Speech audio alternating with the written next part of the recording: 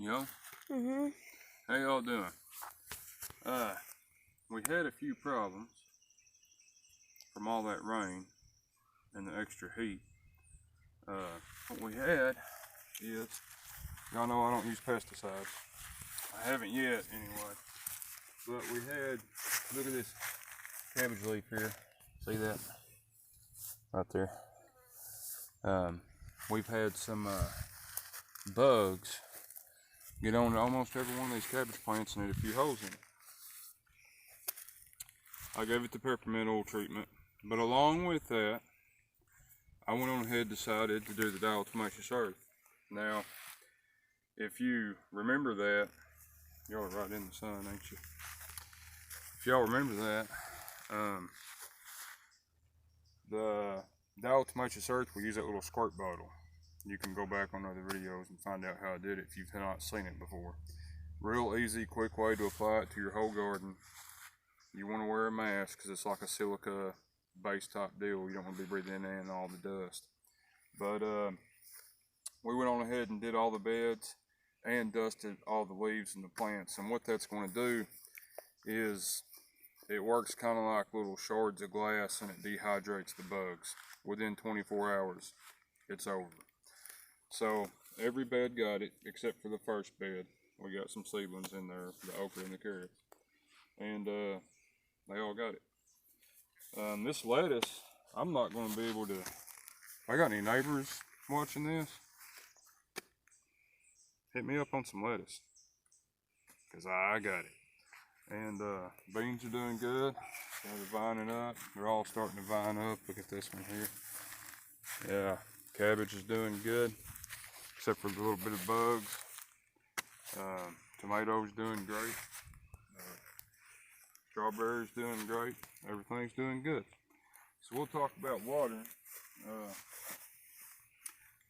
Since it heated up good, started bringing the old, I've got a 20 gauge pump, but for some reason I am sentimental about breakover shotguns, single shots. Not sure why. The first gun I ever remember shooting was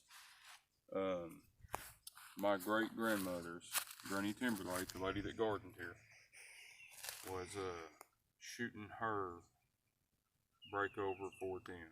I never knew the woman, but my dad had the gun. He got it from his dad. Shot it right on the other side of that barn over there. We didn't even live here yet. Doing some work out here one day. I don't know. Might have been 5 or something like that, maybe younger. Other side of that barn, shot that old 410, and that's the gun that I always shot when I was a little kid. And been real fond of that. And I've, just something about a single shot breakout. I don't know what it is. That's probably it though.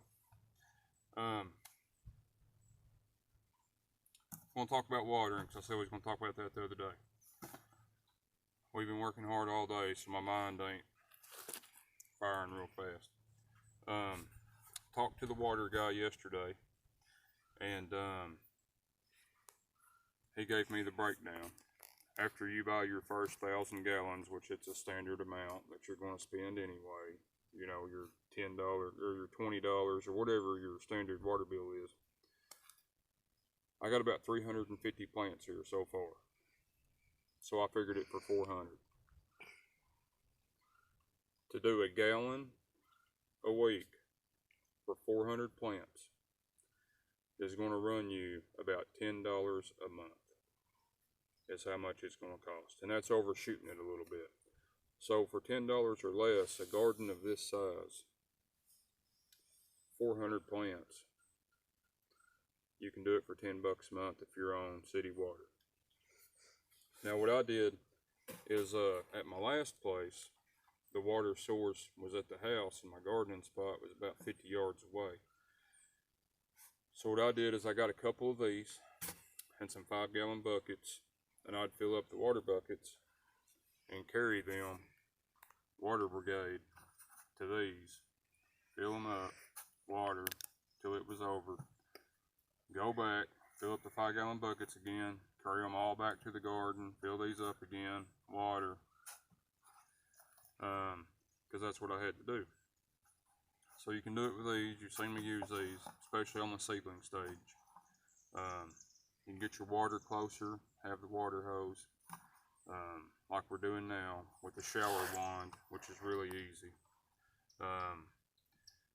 Another way my great-grandpa taught me was he collected gallon jugs, milk jugs, and he'd cut the top out of them. And he'd hook a little trailer to the back of his lawnmower. We'd drive to the water faucet, fill up 20 or so water jugs, and drive the lawnmower to each row. Dump the water out. He would build bowls around the plants to hold a gallon of water. He'd build these bowls out of dirt and put it on there. Dump it in there, and that bowl would hold the water. And the water would slowly feed the root of the plant, would sink down. I don't have to build bowls here for the shower wand because of the mulch that we're using. It goes right in. It don't hold. You don't have to build bowls for this. But that's the way we did it. We water brigaded it that way. That's a better way than using the 5-gallon buckets carrying them long distance. If you've got a machine and a trailer or even a wheelbarrow, fill up 10-gallon jugs with your water hose, trailer them over to your garden. Be a lot faster. My dad was talking about my granny Timberlake that lived here. She had a 55-gallon drum that the water ran off of her roof, and she used that to clean with, and she used it to water her garden. So, to get away from paying for the $10 a month in water, which isn't a big deal at all, but something I want to try, let's say a water main busted and they're working on the water. We don't have water here, or something like that. I still want to go on with my daily chores, still want to water a bed. So what we're going to do is we're going to see if my sister's going to get a gutter or not, or we might save up some money and buy a gutter for her trailer and run a gutter down the whole side of her trailer, and buy one of them big poly tanks, set it up about this high, one of them big poly tanks, and let that gutter run off in there, and then we can go over there and water brigade like my great-grandpa showed me. Kind of bringing together what Granny Timberlake did and what my great-grandfather Emmett and great-grandmother Althea taught me. Kind of bring them two together. We'll have a collection site where we collect the fresh God-given water, not chlorinated, not anything in it, pure. Collect it in a tank, and then collect jugs and cut the tops out of the milk jugs, and even use these jugs. These are 2-gallon jugs.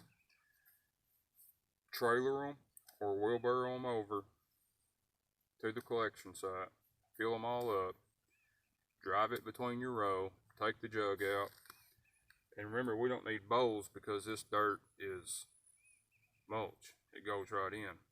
Take it, pour that whole gallon out, probably in 10 seconds.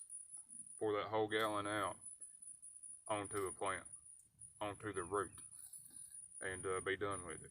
So that's going to be my ideal watering right there.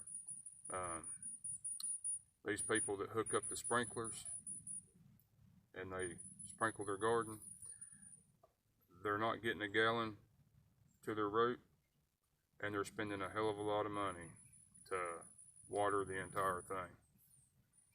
But so those are some different ways to water. Those are the ways, all the kinds of ways that I've ever watered and that I've learned about watering. So we're going to keep on with the shower wand. We've got a water source here, got enough hose. We're going to keep on with that.